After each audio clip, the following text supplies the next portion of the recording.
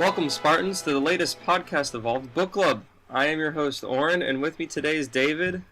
Hello, everybody. And we have Krysta. Hello, everybody. And we're finally talking about Halo Silentium, the third book in the Forerunner Saga. Unfortunately, Aaron and Ian couldn't be with us today. We tried to reschedule to get them on here, but this book club has been delayed for so long already, we felt that we just had to do it. Pull the trigger. We had to. Yeah. Like I said, this is the third book in the Forerunner Saga. It came out in March 19th of 2013. You can get it any different ways that you want, whether it's digital, physical, or audiobook. And it's about 333 pages if you want that minute detail. I do. So I'm gonna give the best of my ability, kind of an overview of the story, with kind of Krysta and David. You guys feel free to chime in here and there, and then we're gonna kind of take a step back and go over some any kind of topics that we felt that were particularly interesting in the overall deep ancient historic lore of Halo, as it kind of gets everything set in stone. And one thing that I really liked about this book, the last third, is just how much it sets up, because it's setting up Halo 1, it sets up Halo, the ending of Halo 3, it sets up Halo 4, and it does a lot to kind of just connect everything, so then when you're done reading this, you're like, oh, okay, well now these games and stuff kind of not necessarily make sense, but you're able to make the connection more directly. Yeah, so, they're more fleshed out. Yeah, so we could get into that. So like the other two books, the third Forerunner Saga book, the narrator is an in-universe sort of entity, and so it's kind of a timeline forged together by damaged monitors, the different catalogs that follow the characters, and other kind of records that have been salvaged or just removed and whatnot. And so it's a pretty interesting way to kind of review everything, and it's all done within the deep secrets of kind of the Oni files and stuff that they have back there. But we basically open up with the life worker with her other, or the life shapers with her other life workers on Ur-Didact, and they're starting the evacuation effort on the planet because the galaxy's in jeopardy. So they're just kind of cataloging everything. But then the Ur-Didact, Bornstellar, is also there, and they're kind of just hanging out. But then the Ur-Didact gets pulled out because they detect some flood. So then he leaves, and so we kind of stay with the light shaper. And the catalog wants to build a profile of her and the Didact, since the Ur-Didact isn't her real husband from the other books. And so then we go into this total side tangent where it just kind of talks about the history of the librarian and the Ur-Didact, and how they kind of were very happy and all this kind of stuff. And then they started to my recollection, you guys feel free to chime in, but this is kind of where the start of kind of the Rings versus Shield world kind of debate came from, to where the Ur-Didact kind of just got pushed back and back because he wanted to be more militaristic, and then that eventually led to him being stashed away in his cryptum the first time. Yeah, he wanted to compose the humans as opposed to actually saving them. So I think that kind of caused the fallout, essentially. Or the beginning of their end of their relationship. Right.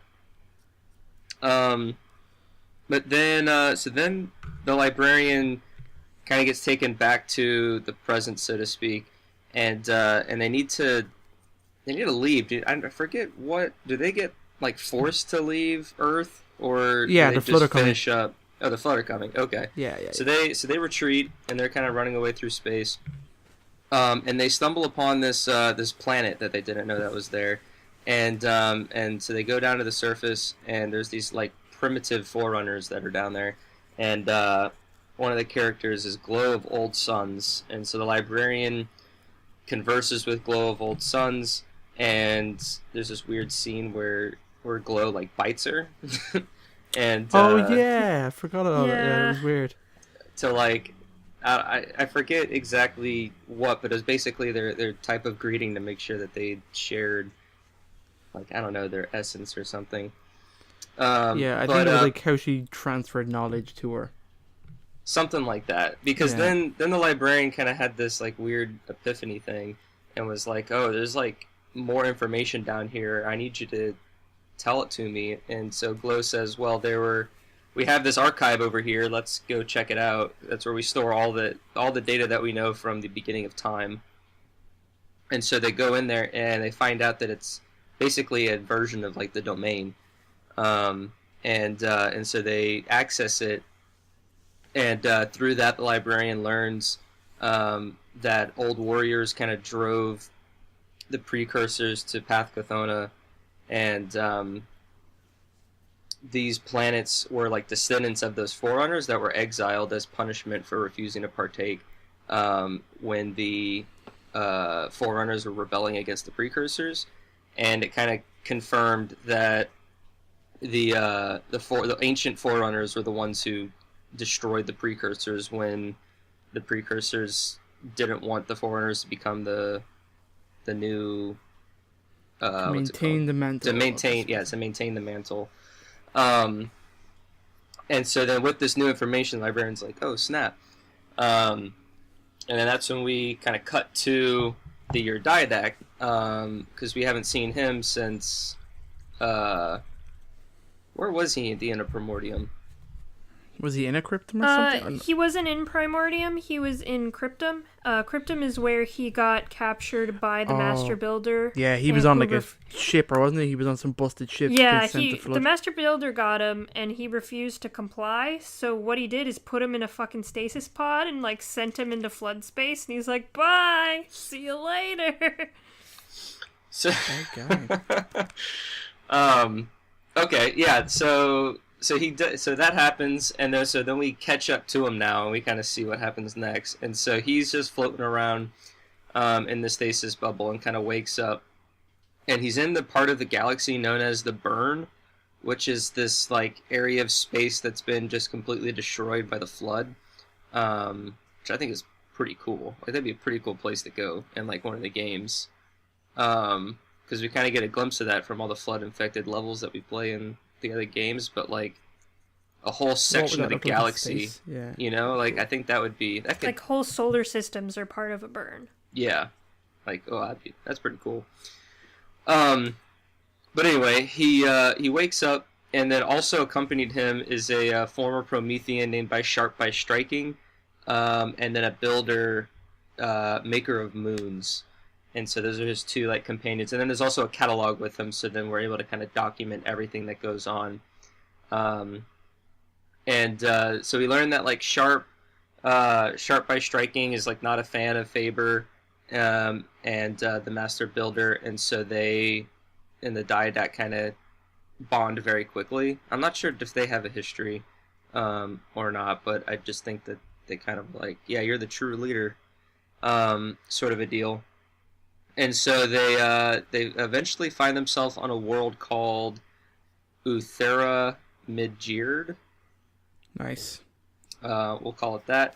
And they find a precursor artifact, and so they kind of just try to investigate it to see what they can find.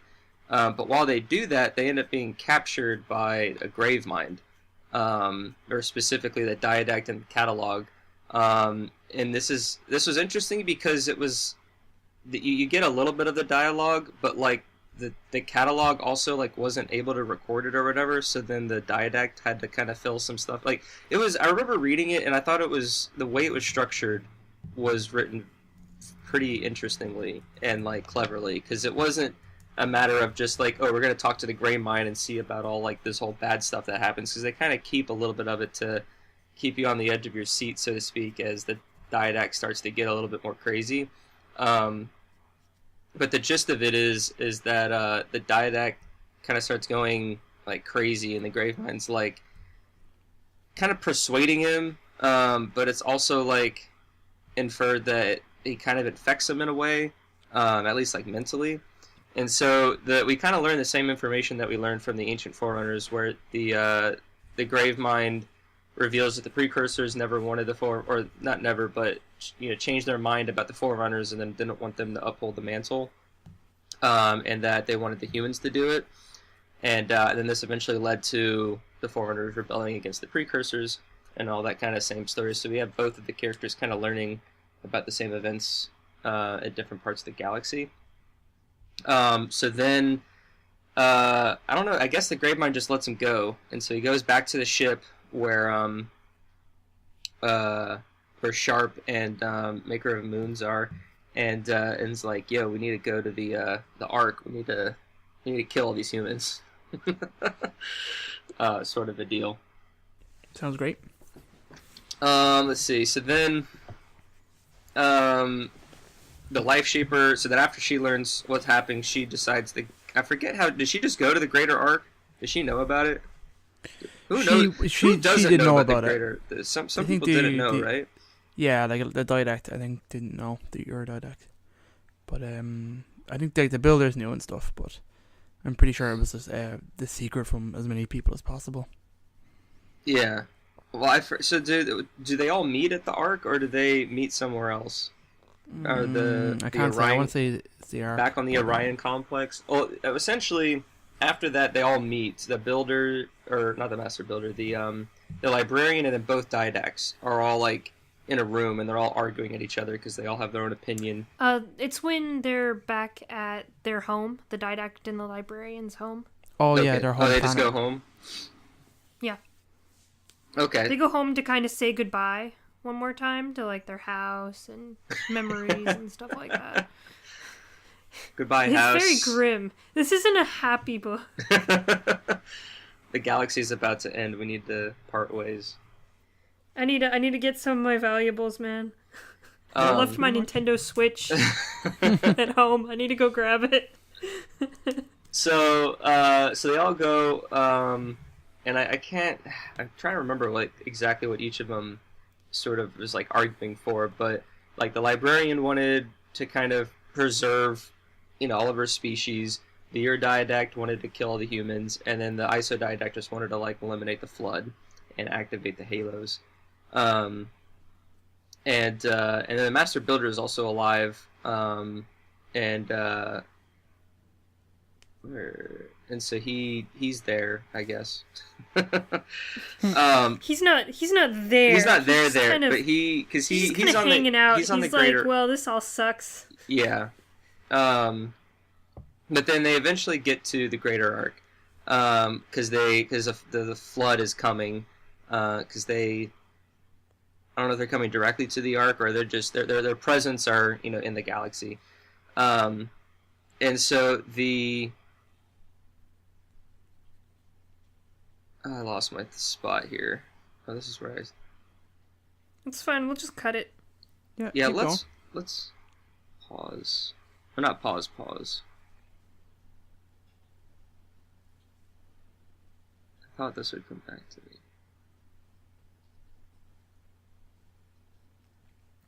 Because the Ur-Didact goes to his crypto, or not his cryptum. He goes to Requiem. What's the planet? Requiem. So he goes to Requiem to start the Composer, so then he can start taking over the humans and converting them into Prometheans. And the Iso-Didact is starting to activate the halos, and then the Builder, I think, is trying to blow up the Ark, is the way I understand it. And I think the Builder stayed behind to kind of actually fight the flood on the Ark. Yeah. And to prep the rings and all that kind of stuff. So everybody kind of goes their separate ways, and it kind of leads up to kind of the finale then. And then Guilty Spark's there as well, and I think because Guilty Spark saves the Iso-Didact, and the Librarian retreats to then go to meet the Ur-Didact, because because the Ur-Didact was saying you should go and protect your, go meet us at the Lesser Ark, so then we can collect all of the species and then start kind of dispersing them back after the halos are fired.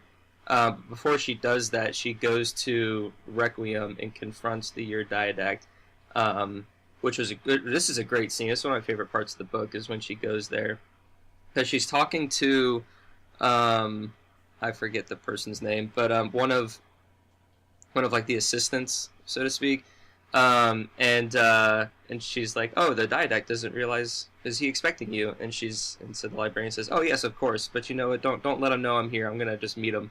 And so they have this kind of confrontation about who the mantle responds to and all that, and the librarian basically says that you're a shell of a man that you once were, and you're just driven by craziness, and then locks him in the cryptum and then seals Requiem and kind of leaves as that's going. So that kind of sets up the Halo 4 aspect of the games. But then she's able to go away to the Lesser Ark as the cascading halos are fired and all that, to kind of destroy the Flood.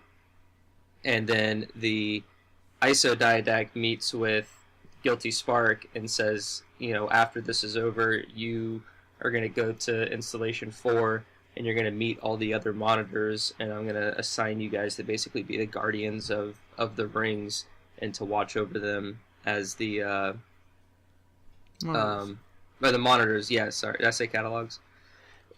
No, you didn't. No, you were. Keep going. Yeah, so basically all the monitors would kind of disperse, and so then that's how we get all the monitors on each of the halos, with 343 specifically on Installation 4. So then they head that way, and then the librarian heads to... does she go to Earth and start setting Earth up? Or is she back on the Lesser Ark? I want to say she goes to Earth, because she stays in Earth, and that's where she... Yeah. She stays behind on Earth and dies there, essentially. Oh, yeah, she goes back to Earth because she sets up the portal to the Ark. Yeah. And so she... excuse me. She's basically saying that she's planting the seeds, so to speak, of humans to kind of come again and live up again, and then when they need to return to the Ark to assume the mantle, they can do that through the portal once they kind of discover that, and they're possibly doing that. And then I think it ends here with 343 reflecting on the halos and how they work throughout the galaxy. And then he kind of first gets the... what does it say here? I'm not sure what this means, but he forgets everything. Which is... I thought was... he gets his memory wiped. Yeah, so he kind of forgets the stuff. Except for, like, the basic protocols. But that's more or less it. Kind of less of it. But, I mean, it's a lot of, following these characters, and then there's, like, a little story time, so to speak, with kind of each of these moments that kind of gives you a lot of backstory and depth to, the different interactions that they have. So, like, the backstory between the Ur-Didact and the librarian, and then kind of how the grave mind corrupts the Ur-Didact, and then how the Ur-Didact is just kind of being the good guy with the hard fist, kind of needing to make these sacrifices to purge the Flood, with the help of the Master Builder and Chakas and all that. And then there's a little bit of an epilogue that I'll touch on, called Halo Rebirth, which it was like, I think there's symbols in the book, and when you put them into the Halo Waypoint, it unlocked like a 40-minute audio file. So you can never knew about this. Yeah, I read this because I was on like Wikipedia or something after I finished Silentium, and I was just kind of making sure I got like the major beats. And I saw, epilogue, Halo Rebirth, and I looked and I didn't see that in my book, and so I looked it up, basically. And so, yeah, it's just an audio log of Greg Bear, which Ian kind of put that he isn't the greatest doesn't have the greatest voice for audiobooks, and I kind of agree with that. But it's fine. He does speak well. I don't know. It's just something about the way I guess he reads it. But it kind of follows Riser and some of the other ancient humans who are on Installation 7, and they all kind of got mass transported to the Greater Ark when everything was kind of happening, and then they moved to the Lesser Ark during that transition when they were when the Master Builder was going to wait for the flood and blow up the Ark. And so it's kind of him waking up and discovering what's going on and talking with the other humans. And he's talking with another life worker who, her name is Truth something, or Trial. I can't, I have it right here. Growth through Trial of Change. Good name. And so they call her Trial. And she kind of guides them and tells them what happened and what they're doing and how they're basically waiting on the Lesser Ark before they get permission to move them back to everyone's home world. And so Riser's very happy that he finally gets to go back to Ur-Didact and kind of being able to start a new life and thinking about all the trials and tribulations that him and Venevra have gone through.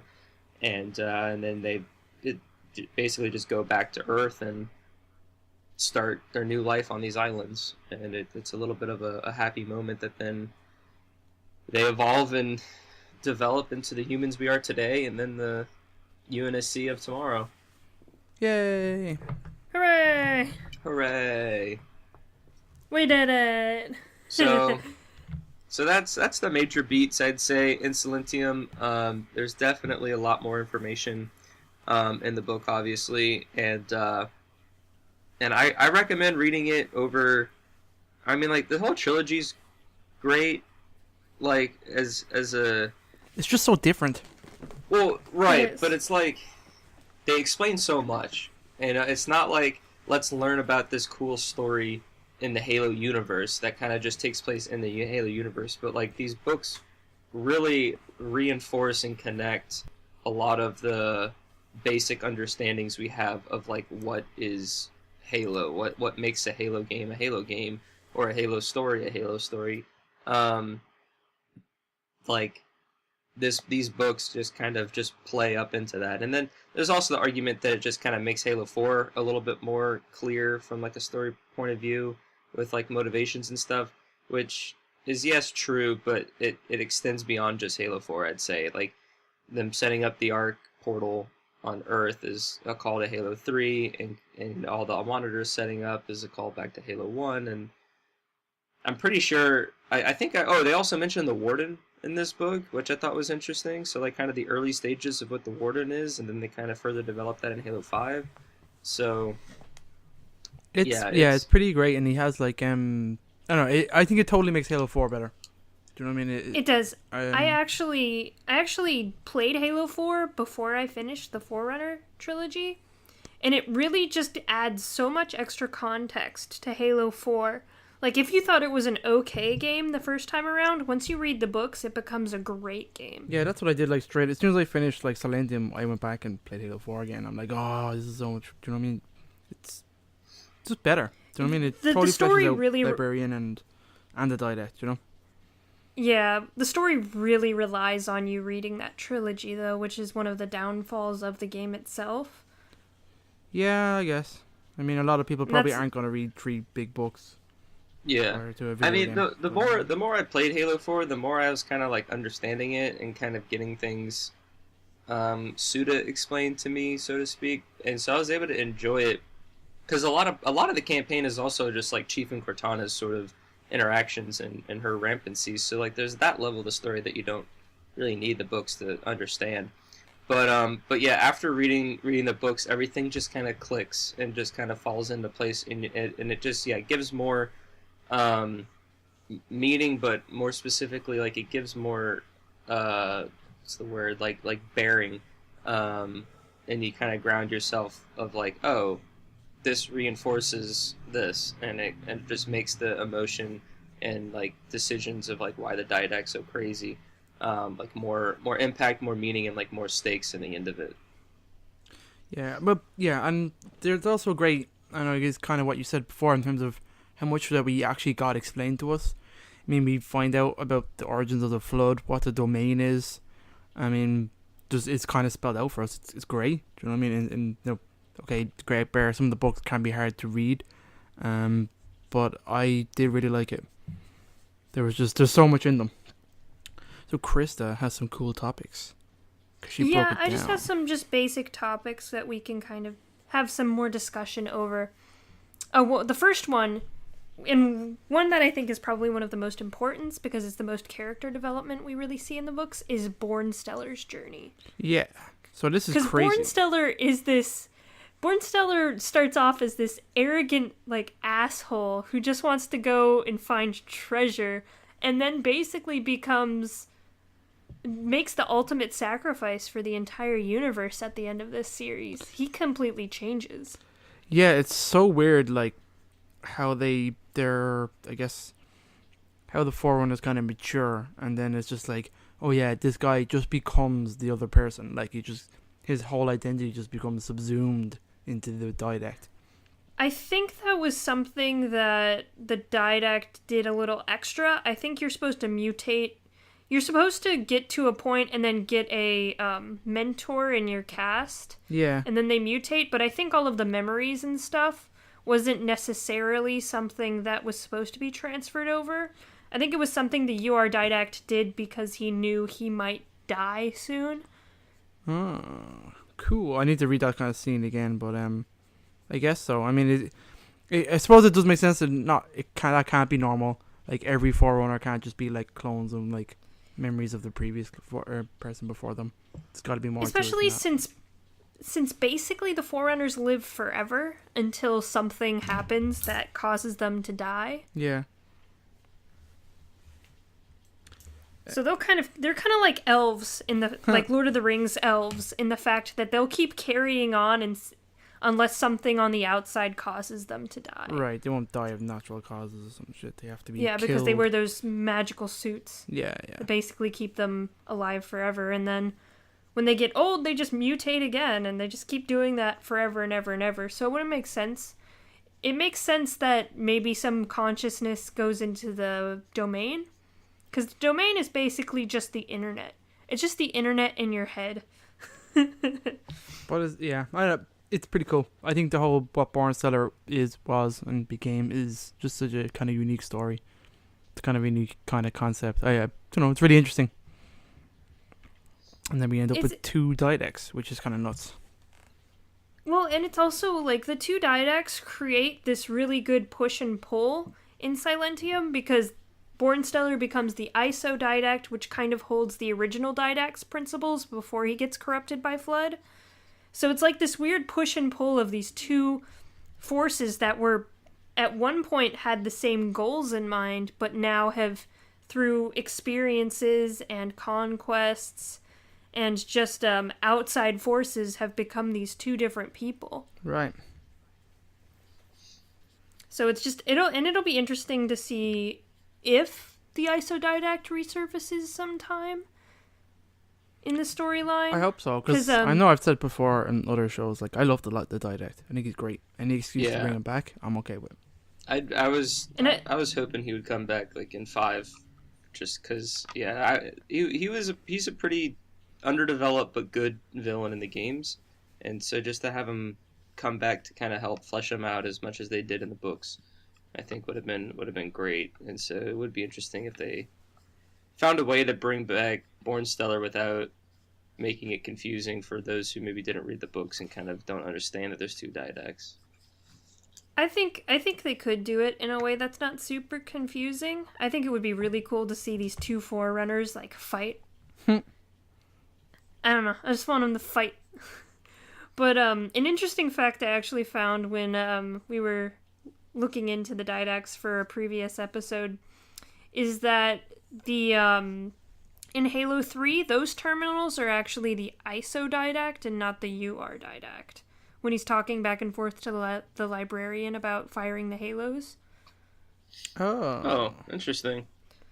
So that's the ISO. I'll have to go back and now reread those Halo 3 terminals to kind of... I feel like I'd be given more context with the books now. Yeah, once you read the books, it makes a lot more sense of what they're talking about. We already did a book club with the Halo 3 terminals, didn't we? I think we did. Yes, we did. Okay. Yeah. Yeah. But if you would like to bring them up on another episode, you are welcome to, Oran. Yeah, Oran. Well, we could... okay, well, maybe. Maybe I will, how about this? We'll read them, and then for one of my last weeks in Halo, I'll kind of maybe do a little mini thing about it. It's a great idea. We'll do a mini book club in an episode. So another good topic is the precursor or grave mind and how he basically influences all of the events that happen in Cryptum Primordium and Silentium. Yeah, they've really built this character up to be something incredible. He's just awesome force. You get, like, from the moment you meet him in Halo 2, there's always this question of who is this character? And it's such a great and interesting character. It was great to see how focused.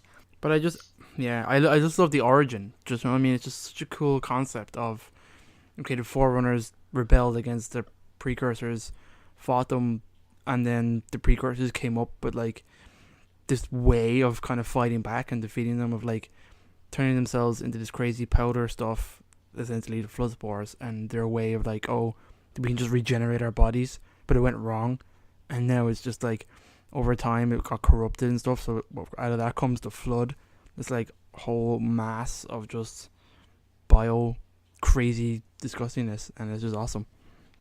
The idea that that's their way of fighting back, totally corrupting the mantle that they created, I imagine, the concept of themselves.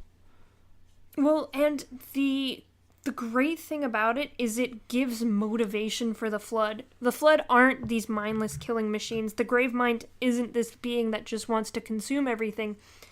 The Grave Mind is an old precursor who was so hurt by the fact that basically their children, something that they created, went so far as to go around and extinct their entire race. So now he just wants to wipe the slate completely clean, and he was going to use the Flood to do that. It's the cool. Flood are the precursor's reset button. They're like they're a weapon. I think they're cool. I mean, we'll always get the Flood back, right? Oh yeah. Well, the Flood will always be there. They came back in Halo Wars 2, so you know. Yeah, that's true. The Flood just happened to be these characters. Well, and also through especially Silentium, we go to a different galaxy. So there can be Flood spores outside of the Milky Way galaxy that are still roaming around. We don't know exactly where they originated from. They've just been floating in precursor ships. Oh yeah, cool. Yeah, I think it's interesting that, like, a lot of the most captivating and interesting chapters in all three books are when it's, like, more information about the Flood. Yeah, that's actually one of the major boons for me. Like, you know, learning a little bit piece by piece of what this entity is. So yeah, it's like that and a reason that itself you could. I mean, almost. And yeah. Sorry, I don't know what I'm trying to say, but it's interesting. It's great. It adds, like you said, Krysta, more depth to kind of who the Grave Mind in Halo 2 was, and kind of what he was trying to do to Cortana in Halo 3. What he did do to Cortana. Or what he did, yeah, I suppose. Yeah. So. I love that, but I love the idea that if he can't, like, physically corrupt something, that he uses logic to corrupt something. That, like, that's just awesome. Do you know what I mean? Like it's a logic plague, yeah, like a virus. I love that. I love this concept that they've brought back again, especially with, like, the loot crate. Stupid loot crate. Where's my loot crate? And yeah, where's your we need your loot crate so we can talk I know, man. I think I'm gonna report it missing because it's been all month. It hasn't moved. 2 weeks, a whole month. Yeah, 2-3 weeks. I don't know. It was I think it was the 10th or 11th. Was the last recorded, like, tracking of the package. It just says received by blah blah. Anyway, I'm not going to talk about Silentium. So, oh crap! I've lost. Any other stupid loose crate. Another thing is just the precursor technology. We didn't see the precursor technology be talked in like total depth, but we kind of got this inkling that they've somehow been able to merge more of like a biomatter with technology to make these weird like star roads and the domain and all this stuff. And they actually attack the Halos with all these star roads. Yeah, these things sound crazy. They're like just like a mode of transport. I find it hard to picture them in my mind. I do too. I find it so it's just so it's so foreign to us. I just cannot. Every time they start talking about precursor artifacts, I can't even fathom it. Yeah. That's true. I mean, they're just so cool, man. It is such an alien concept. I mean, you speak your star road, I'm pitching, is it like a road through space that is physically moving? That they're like creating them? That are like weapons that destroy things in space? I don't know. It's cool. Crazy. As I understand it, they're like a mode of transportation, but also they can just be like fired into things. Yeah. Kind of. They can just fly through planets and buildings and stuff like that. It's weird. I almost envision them as like white, like ribbony kind of looking things in space. Yeah. That's kind of where my brain goes that kind of way too. Especially hearing how they are described. I love the domain though, getting that like pinned down on what it is. It's a precursor collection of wisdom from over 100 billion years of knowledge. It's crazy. And they just the Forerunners just kind of kept adding to it and then found a way to access it. And then I think pretty much forgot what it was. That was another thing. Sorry, David. Oh, I didn't mean to interrupt you. I was just saying that when they talk about it, they were just like, oh yeah, there's just this little computer over here. If you want to look at it, it has a lot of records in it from the beginning of time. Like it was almost like they were just so foreign to it themselves, but it was just this thing that was there. It was like just the interactions of kind of how it was played out to be, and then kind of where the understanding of it comes from. It's just so like encompassing and well, it's something that's like completely foreign to them. They don't understand it. They don't know what it is, but it's so integral to their society. Yeah. It's like didn't they say like the use of the domain was like important in that maturity step? That road. I can't remember what it's called, but where he goes for the rite of the manipular to whatever else it is. Yeah, I'm pretty sure that the Didact was saying something about like your connection to the domain is important for this. I think in shaping what you're going to be or how you transform. When Bornstellar first met the Didact, he didn't actually have. He was still a lesser Forerunner, which meant he didn't have access to the domain. That's right. Once the Didact gave him his mutation, that gave him access to the domain. Then he finally had access to it. Yeah, that's it. But I think it's cool that it's coming up again. Like the domain was like a key point in Halo 5. That Cortana getting access to that, which we found out in a comic that was in Cliff Space. If you haven't read it, go. It's pretty cool how Cortana tricks her way into the domain. And pretty much causes the whole setup of Halo 5. Of her going crazy and curing her rampancy via the domain. So would you say that her... Cool. I like it. Oh, no. I think we'll see more of it That's again. a whole other discussion. No. We've briefly talked about it before, about Cortana and all that kind of stuff. But we can talk about that more in detail once we kind of get more news about the next kind of iteration. And we've talked about it before. Okay. Anything else, Krysta, on our topics? Or David, do you have anything? Or sorry, go ahead. One more thing. Go, Krysta, go do your thing. Okay. The last one that I personally have is just the greater Halos and lesser Halos, greater arc, lesser arc. Because you start off the series and you're like, oh, that's a Halo. I know exactly what that is. And then it's like, no, that's not what that is. This is a giant Halo, and then there's the little Halos, and you only know the little Halos. And I'm like, what? Are you kidding? There's 2 arcs. What the hell? Yeah, a greater and lesser arc. Yeah, I mean, I remember. nuts. I remember But trying to like so The cool. greater arc. grasp how big these things were, because it's like there's the rings, and then but the rings have to be constructed, and so I just assumed that it was just like different. Well, like think of Done it as like piecemeal? little ships or something, like building it off of its like itself or whatever. But then when you start reading about how like the rings are made, and that there's like a foundry in the center of a giant other structure that and so it just puts the perspective I of think- these scales is just like astronomical.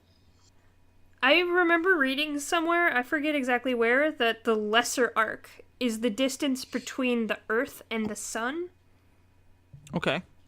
which is it's still really hard to grasp, but it kind of gives a little more context. So I would think that if the lesser arc is that much of a distance, I'm guessing the greater arc is probably a solar system. I might have to watch In size. that video. We've talked about it before, but that video where someone's kind of taken the 3D polygons of a bunch of different Halo ships and like infantry units, and they put them next Showing to each them the other. scale. Put them But next then to they each also other. put it next I did to actually see that like before. a Mass Effect and like other ships from other franchises. And yeah, Oh yeah, I'm I've gonna have to definitely watch seen that this. It's again. cool. It's still incredibly hard to grasp the size of some of these fixtures, especially in the Forerunner series. Yeah. But the greater arc was completely destroyed, or is it still floating around? Well, it's so big that maybe there's pieces of it, but it was definitely like said it was destroyed. It was the flood and attacked it. Like so, I'm sure they destroyed it with Star Roads. That was one of those things. Oh, so they probably just ripped it like limb from limb, basically. Yeah, yeah. I'm wondering if like maybe it got rebuilt in the millennia that it was since it got destroyed. Because there's always like. Yeah, if it has like a monitor there, or it has like sentinels to rebuild it. I'm sure it has sentinels, but like the thing about 343 is they can always like say, "Oh, this is back because sentinels," and we'll be like, "Yes, that makes complete and right, 100% Nano sense." machines. Yeah. They fix everything. Basically, it's like they made these sentinels that they can just sit and do a bunch of work and mine planets and stuff like that. That, hey, we can just fix anything that we want to fix in the Halo universe. It's kind of like I wouldn't say a cop-out, but it's just one of those things that's like, oh, I thought that was destroyed, but sentinels. Yeah. Exactly what happened with Installation 04 between Halo 1 and Halo 3. Yeah, sentinels. Which is still one of my favorite moments in Halo, when you go over to the window and you see the ring coming out of the middle of the arc. That's I cool. love that. That's a really good moment. It's one of the best. But, any other topics you guys have? I guess the only other point I wanted to make that I remembered when I was reading the synopsis is the link between what 343 says to John in Halo CE during the library. Like, he has some quirky comments. The one I talk about all the time? Yeah. I mean, it's so bad, it's like that no one knew what he was saying for like years until this book was written. But then it all links in terms of like it was 343 thought he was having a conversation almost with the Didact, or treated John as if he was the Didact and had all his memories or knew what he was. All the kind of protocols. Yeah. I mean, it's just cool. It says like the one thing in particular when he links go on, Krista. Yeah, so I've actually looked into this a lot because for some reason that line. So one of the lines, pretty much at the end of Halo CE, when Guilty Spark is trying to get John to fire the rings after Cortana tells him what he did, Guilty Spark says something along the lines of, why would you not do what you have already done? You asked me if I was in your place, if I would do it. Having considerable amount of time to ponder this theory, I would say yes, the rings must be fired. Something along those lines. And in this book, one of the last conversations that Chakos or Guilty Spark has with the Ur-Didact is, the Ur-Didact says to him, if you were in my shoes, what would you do? Basically along those lines. So it's almost, Guilty Spark is somehow, like, linked John to the Ur-Didact, which is interesting, because maybe he might have a Geass, because you can still have a Geass of someone who is still alive, kind of. Gas.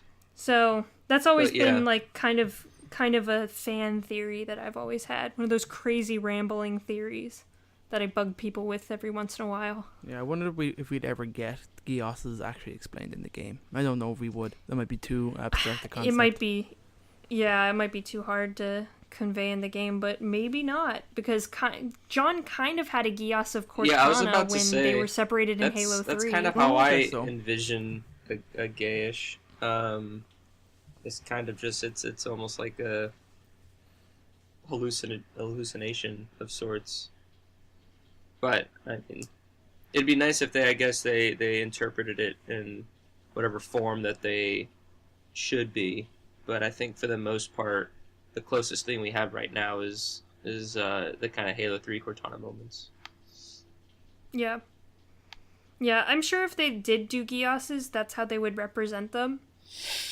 And, I mean, since they've already established the Ur-Didact as a character, they probably could be able to establish the Iso-Didact as a character as well.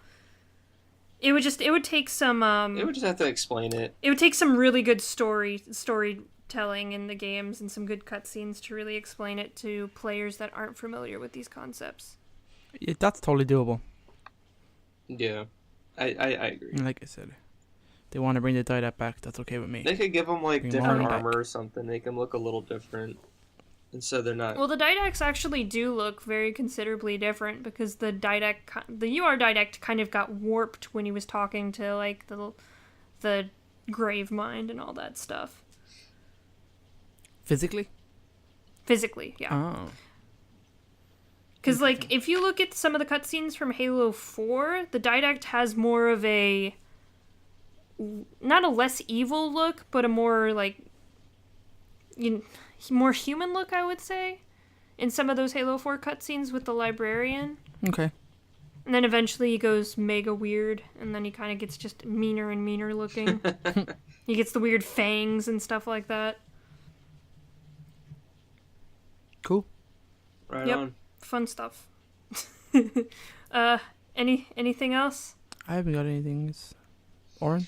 I guess the one thing I'll touch on is just that, like a moment I liked was just kind of his, the setup of Requiem and the Cryptum, kind of setting up Halo 4 to where in this whole intensity, like the Librarian goes and follows him to Requiem, and she mentioned that it was his favorite of his shield worlds that he's created, and they just kind of have this conversation about morality, basically.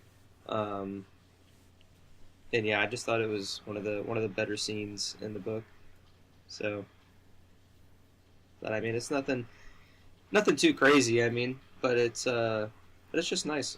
I thought it was well done. I mean, as a final closing topic, I feel like the trilogy of these books has brought more understanding to the Halo universe than any other book in the series. Yeah, and that it's just brought so much clarity. Yeah, and I think that's kind of how they were designed to be, because I think with some other books, and not to say that they're lesser, but with maybe the more recent ones that kind of take place in the present timeline, so to speak, it's not so much as making all of the dots connect to each other, but just another story within the universe that's told differently than another. Like Last Light is kind of like this detective novel, whereas like New Blood is kind of this, I don't know how you describe it, but it's like a memoir of Buck and kind of how he, thought about in the process of him becoming a Spartan. And so like they connect some dots here and there, but because this one is like literally the foundation of kind of the ancient history, it solidifies kind of the ground that has everything else come up from it. So yeah, it's a great series, great book, good end to the trilogy. I feel it's pretty cool. I mean, it like wraps everything up you and have- sets up CE in Halo 4 and probably Halo 5. Oh, yeah. I mean, if you have any questions about the Forerunners, about early history of the series, about the Flood, these books will answer almost all of your questions. Almost. You may need to reread. Halo has this way of answering just enough questions so that you're satisfied, but still keeping some lingering questions that you're still engaged in the series. Yeah, there's always more questions. There's always more. I will say as well, there's a book written after this one in Fractures called Promises to Keep. It takes place with a bunch of Forerunners after the Halo rings have been fired and what they do. I think the Ur-Didact is there involved in that. I can't remember off the top of my head who's the characters in it, but it's really good. I highly recommend it. It takes place after Silentium. It's written by Krysta Brown, who's written a bunch of cool kind of books. Yeah. And I really like this.